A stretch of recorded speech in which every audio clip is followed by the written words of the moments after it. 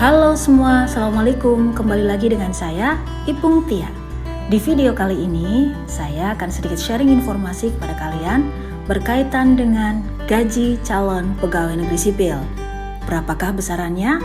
Dan apakah kalian yakin masih mau jadi PNS?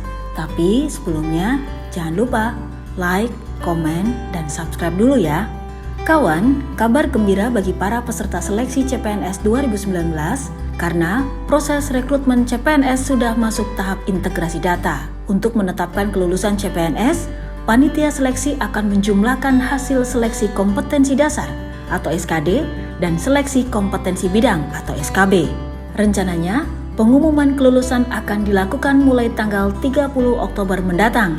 Kepada jpnn.com, Kepala Biro Humas Badan Kepegawaian Negara atau BKN Paryono mengungkapkan, sampai hari ini belum ada perubahan jadwal pengumuman dan pemberkasan nomor induk pegawai CPNS 2019. Sedangkan jadwal pemberkasan nomor induk pegawai atau NIP CPNS dimulai tanggal 1 sampai 30 November. Diharapkan seluruh instansi pusat dan daerah yang melakukan rekrutmen CPNS sudah mulai menyiapkan kelengkapan administrasinya. Selain kelulusan CPNS 2019 yang menentukan Panselnas, akan tetapi hasilnya sudah bisa tergambarkan oleh masing-masing instansi.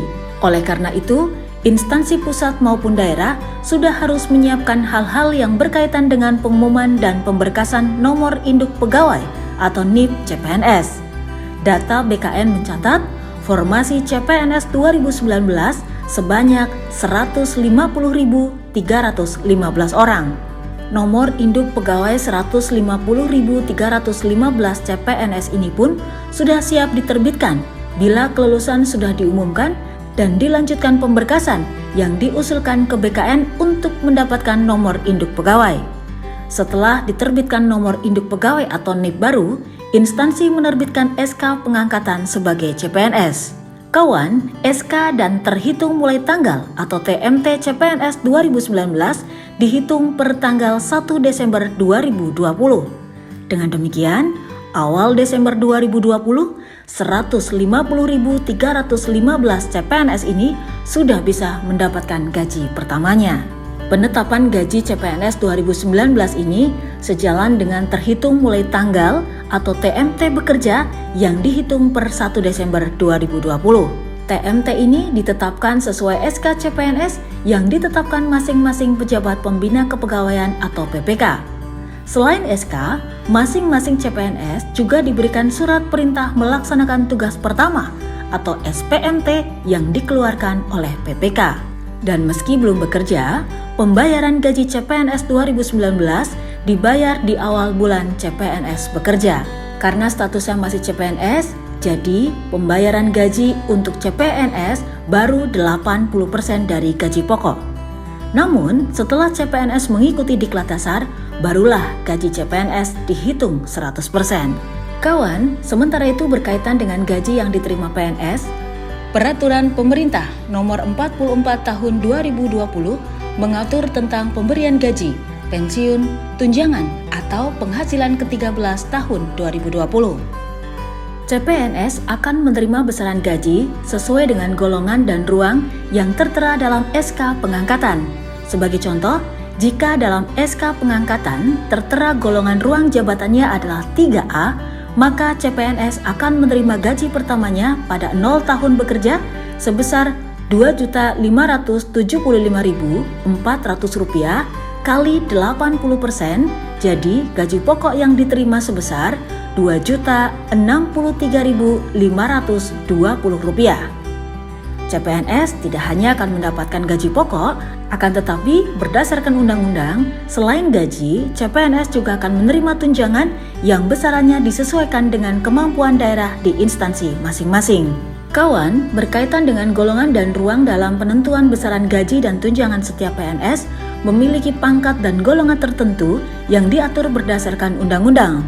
Perbedaan pangkat dan golongan ini berpengaruh pada setiap hal yang didapat oleh PNS. Hal ini meliputi tugas, gaji, dan tunjangan yang akan didapat oleh setiap PNS. Golongan PNS terbagi menjadi 4, yaitu golongan 1, 2, 3, dan 4. Golongan 1 merupakan golongan terbawah dari PNS yang disesuaikan berdasarkan jenjang pendidikan, yaitu SD sampai SMP, di mana pangkat-pangkatnya adalah juru muda dengan ruang A, juru muda tingkat 1 dengan ruang B, juru muda dengan ruang C, dan juru muda 1 dengan ruang D.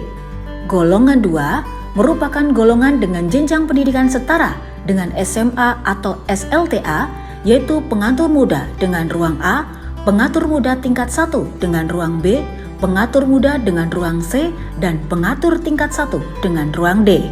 Sedangkan golongan 3 adalah golongan yang diatur dengan jenjang pendidikan tingkat D4 dan S1, di mana pangkat diatur berdasarkan 4 kategori, yaitu penata muda dengan ruang A, penata muda tingkat 1 dengan ruang B, penata muda dengan ruang C, dan penata tingkat 1 dengan ruang D.